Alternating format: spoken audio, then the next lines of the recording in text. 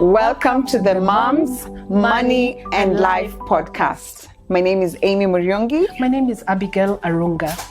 We will be simplifying conversations about money, motherhood, life, and protection. Yes, we are financial advisors, mothers and women who face life every day. And today we'll be speaking about life insurance for women. It brings me to the book of Proverbs 31. And Proverbs 31 essentially has been what we've been told we need to be. But with deep thought on that particular chapter, we learned that what was the Proverbs 31 woman? She was a woman who traded, she was a woman who planned, she was a woman who gave, and she was a woman who invested. So there's a group of people we tend to forget about. That's the stay-at-home moms, or maybe you call them housewives. They play an integral role in ensuring the running of the homes. Think about it. They're in charge of school dropouts, school pickups. They ensure the house is running. They ensure they have a meal for their families and just ensure the continuous running of a home. And this is an integral part because it's something we can't really quantify, but without their presence, a family can literally fall apart. And something I just wanted to add is, even if you're a stay-at-home mom or a housewife, we should also take responsibility in our financial planning of the family. There's a time I met one of a housewife, and she informed me that she knew they were covered. And when I asked her how much coverage they had as a family, she had no clue. So it's very important that as much as, even if we are not actively bringing in the money to the family, to the home, we should be just take responsibility of knowing how is this money budgeted, if it's coverage, how much are we covered as a family, and what plans do we have for the future for the children and the family. Yes, it's you've mentioned the lady who didn't know what coverage is or how much she had. Yes. And especially in our African setting, it's been that women were at the back. Yes. Right? Yet, from this Proverbs 31 woman, we know that women stretch money. Yes. Any little they get, that housewife needs to be respected. Yes. How chamas even started, if we go back to that, how chamas were started by women. And they were started by stay-at-home moms. Yes. Because they didn't have much, but they wanted to gather it and be able to buy something. Buy an additional cow at home, or, add some goats at home, or put a roof over the shed for the cow. Yeah. Because maybe the main money was going to add school fees for the children.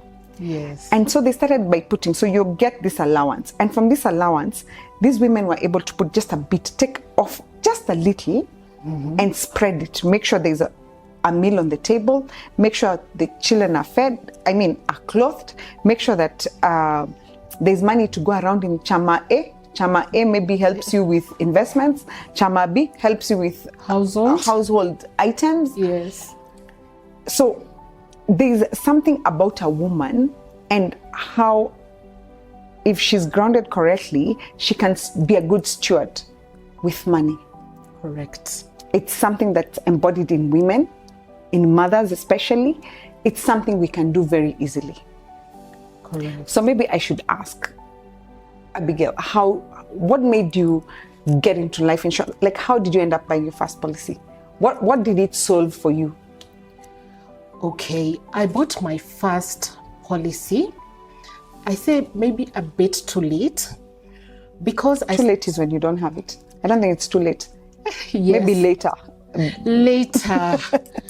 Because I had been working. I got a job immediately after campus, a permanent job. When you get a job, permanent, pensionable, you're promised group life insurance.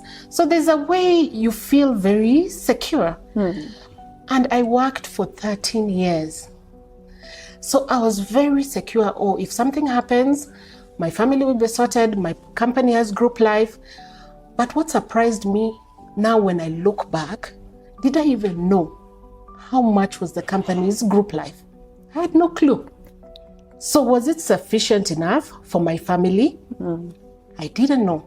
And many people tell me, yes, they have their company insurance. But when I probe further, most people don't even know what is covered. So when I left employment 13 years later is when it hit me. I'm exposed. I didn't have insurance.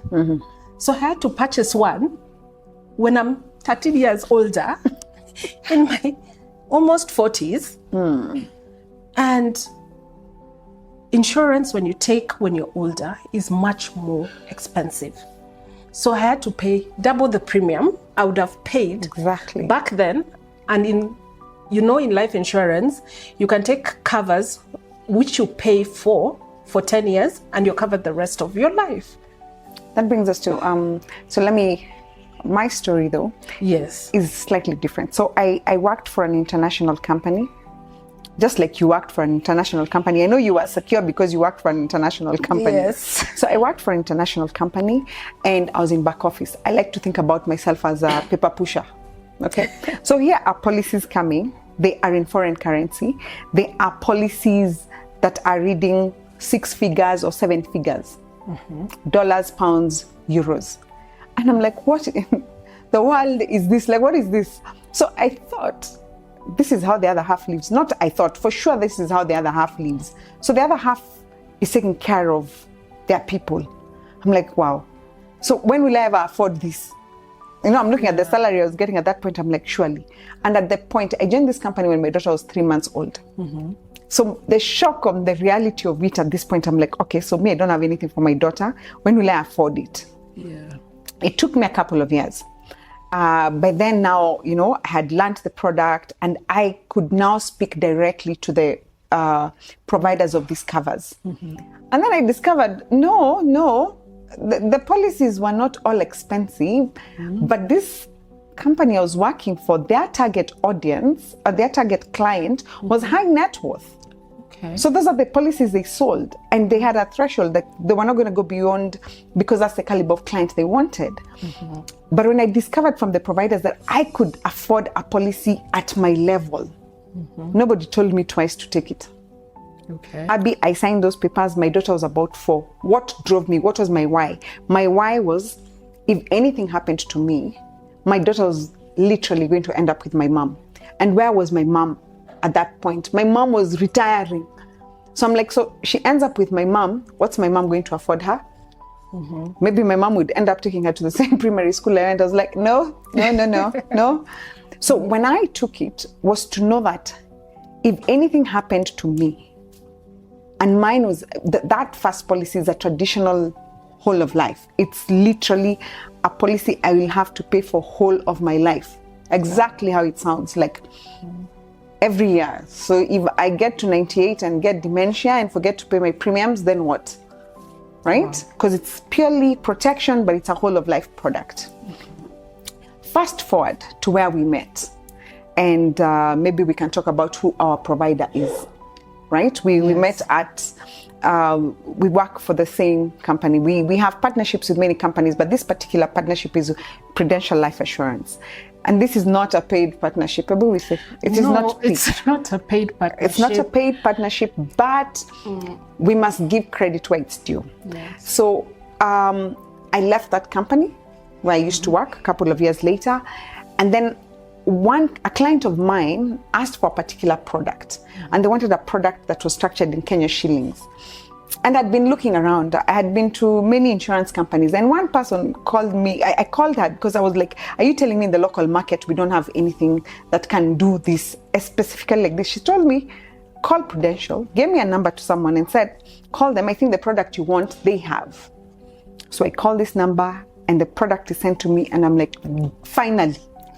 Finally, here is a product I've been looking for. It reminded me of a product I had first seen in 2007. from an international company called Scottish Life. And here was Prudential with this product that I wanted the whole world to know about, right? It's, you know how they say you get your kaching moment, the bulb, that was it. And it's been 5 years going on, this relationship with Pru. And I wish I could stand in a stadium and tell everyone about it. I don't even know where I need to stand to tell everybody about it. Yes. Right? So yeah, so that was my journey into the life insurance. For me, it was the protection and the peace of mind. I don't know how to say, what peace, I keep wondering if there's a slice of peace of mind that I can serve everybody. I'd share it gladly. When you say that, how people tend to think these days, it's let's save, let's invest, before you think of protection. But you tell me, once you got the protection, even when you save and invest after that, you're more confident, right? Completely. Because you've put the protection out of the way, and now you can safely save, invest, and do everything you need to do. So we tend to start in kind of reverse, but ideally, we should usually start with the protection and then the savings and investment. And as Amy mentioned, this is not a paid partnership. I came to Prudential, when something is good, it's really good, because we partner with different companies, right? We do. Yes, but we chose Prudential because one, both of us had worked for an international companies. And Prudential, in terms of even how long it has been in the market. I know. Over 175 years. What does that show you? It talks into stability of a company. They paid the Titanic claims, World War claims, and we are still standing today as Prudential. So that gave me a surety that if we're to claim, because life insurance are long-term policies, right? Yeah. So that gives you some stability and assurance. And apart from it being international, something that drew me to them was the bonuses that had been paid over time of 2.5% of the sum assured.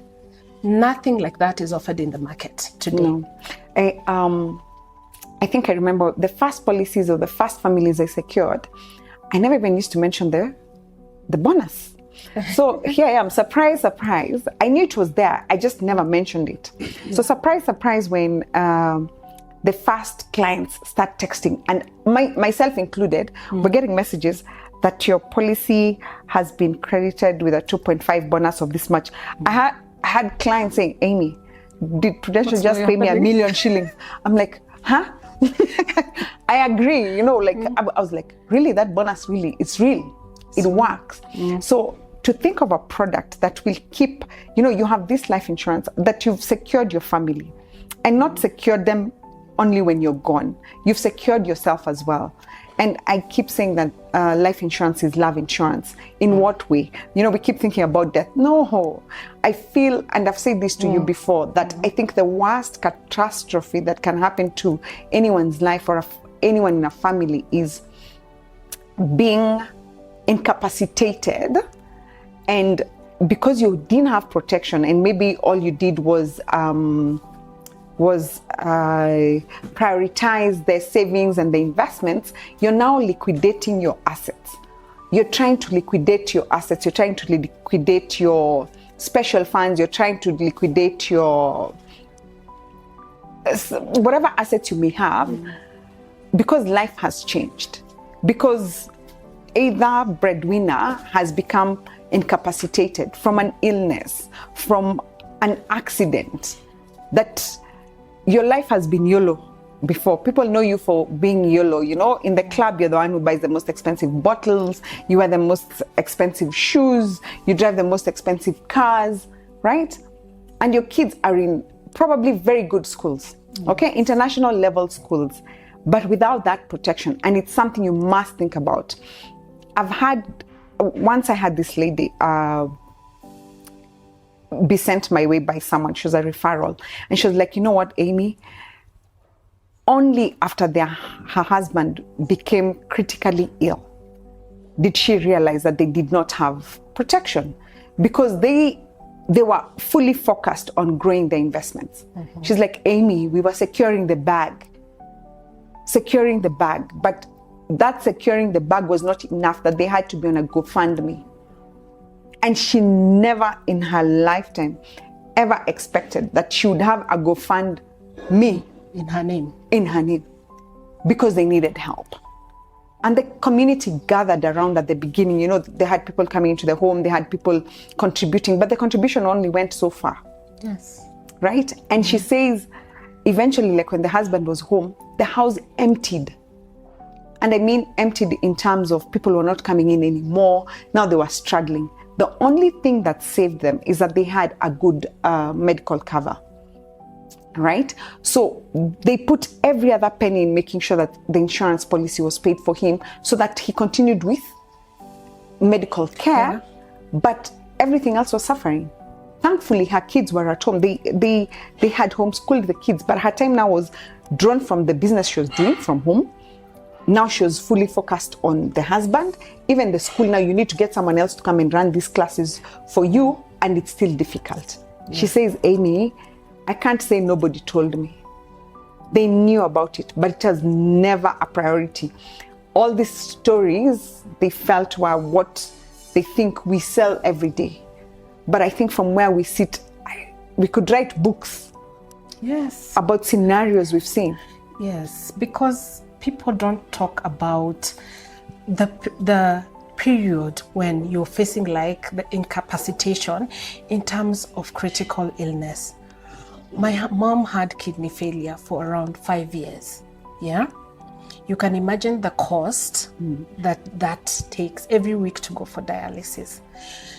There's the cost of dialysis. There's the cost of taking care of her. At some point, we even had to have an ambulance come to our house every day to pick her when she needed to go to hospital for her dialysis.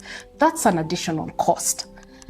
So we don't usually speak about what a family goes through, even just the emotional pain. And imagine when you're in that situation and money is also an issue, like you're straining at that point. It can even affect you mentally. Of course. Yeah. But when you have some kind of protection in terms of financially, it even helps you become mentally stable as you go through the process of healing. Even in terms of disability. Right now I have a client who we are headed towards almost permanent disability. It's been such a painful process going through, but luckily he had a personal accident, but maybe it didn't cover totally, you know. He had a medical cover, yes, but the personal accident has been able to take care of things like, you know, loss of income. And now we are going into that time, depending on how the reports will come, or there's a chance that he could be permanently disabled. What does that mean for the family? Yes, and because he was the sole breadwinner. It's been such a painful experience watching that. It's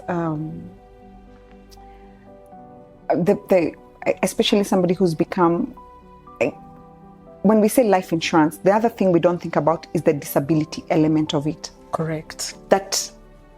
And disability, we think disabilities are only from a road accident. No. Disabilities could occur from sleeping in the bathroom. My client was just playing with his dog and he apparently fell in a ditch. That was the accident. It wasn't a motor accident. And it has spiraled. Imagine. Just one little thing that could lead to such devastation to your finances. And I think the worst thing, and now let's talk to moms, right? Yes. We should be saying Happy Mother's Day. Happy Mother's Day, moms. Happy Mother's Day. Right? Yeah. Single mothers, mothers with partners, just any woman, right? And I want you to imagine yourself being the one who's gotten this incapacitation, be it from an accident, be it from just something freaky. Things happen, right? So life happens. And you're here and you know exactly where each shilling is. You know what account you'd opened for, maybe it was fees for the children, maybe it was university fees. You'd started a fund and you were doing very well, but you didn't have the protection correctly done. And you know you're going to tap into that. I think the devastation for me, I fear would be, Abby, that I'm incapacitated and I know we're liquidating everything. And I know now we've liquidated A was so-and-so's school fees. B, we're going to go to so-and-so's school fees. You don't even have the strength anymore to fight whatever illness has happened. You're losing your ability to want to work at anything. I think that's more painful than if you've just passed away, because if you've passed away, you're not here. Yeah. Yes, you've left confusion, you've left chaos, right? Yes. But you're not here to see it. Correct. But incapacitation, and you're here to see it every day. So painful. It's a pain that we don't talk about. I know someone even who eventually got a stroke. Yeah. Yeah, because the stress is overwhelming. And we've said this before, and I've said it a lot, that when do people talk about insurance? Only when a catastrophe happens, someone is in hospital, someone will call you. What can I take insurance at this point? And you're thinking, I've been telling you about this for years. Or a diagnosis has happened. Yes. So the doctor's report is in front of you, and now suddenly we know the importance of having the insurance policy. Yeah. A death has occurred. Correct. So you're seated at a burial committee and guys are like, did he have insurance? You as the wife or the other partner, you're like, did she have any sort of insurance? Because we keep thinking that the man is the one who has the financial muscle in the home. Yes. But we know now roles have changed, where even the woman has financial muscle. So if it's a 2 household income, and even if it's not a 2 household income, this woman, without her in that home, and she's been the one who does the hospital runs, she's doing those school runs, she's running the home so that the man can concentrate on what he's doing. Correct. Right? Unfortunately, that's how society is. But we have stay-at-home husbands now.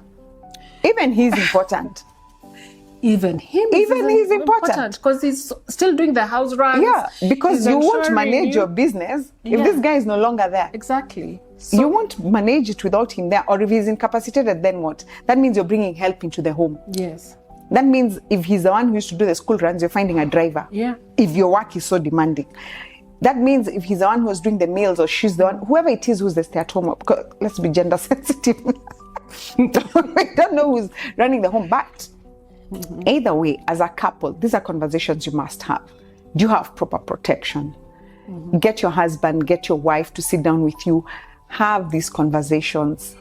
Do we have protection? And if we have protection, is it enough? Plus, where is it?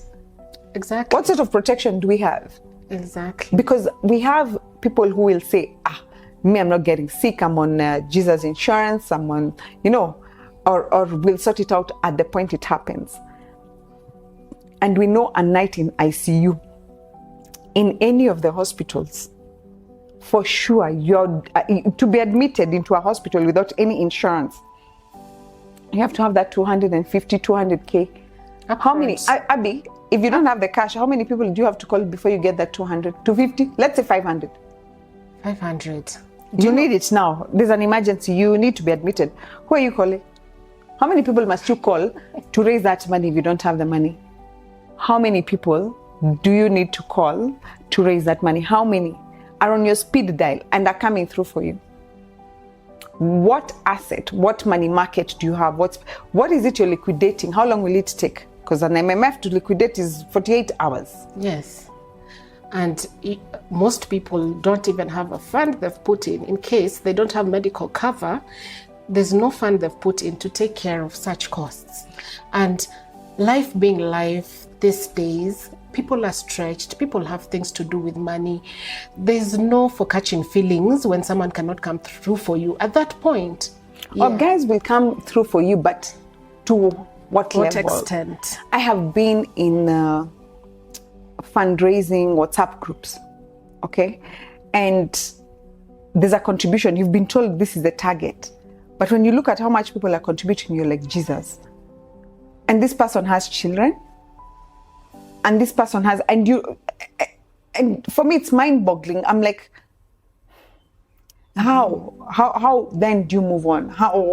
What happens?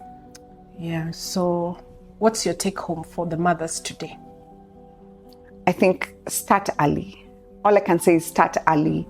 When you're younger, your premiums are lower, you can manage yourself. It's way easier because premiums are pegged on your age, your health status.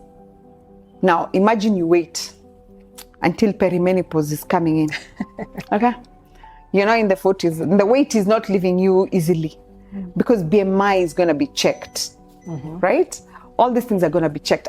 My take home as a mom, be a Proverbs 31 woman. You plan ahead. You plan, you do everything ahead of time. Right? Yes. And let's take responsibility.